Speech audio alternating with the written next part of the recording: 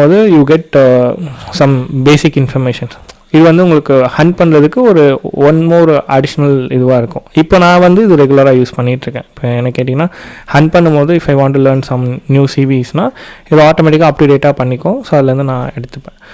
So இது எல்லாமே வந்து ஆஃப்டர் வெபினார் உங்களுக்கு வந்து இன்னும் டீட்டெயில்டாக புரியும், இந்த மாதிரி சிவி பக்ஸு நம்ம எப்படி யூஸ் பண்ணிக்கலாம்னு சொல்லிட்டு.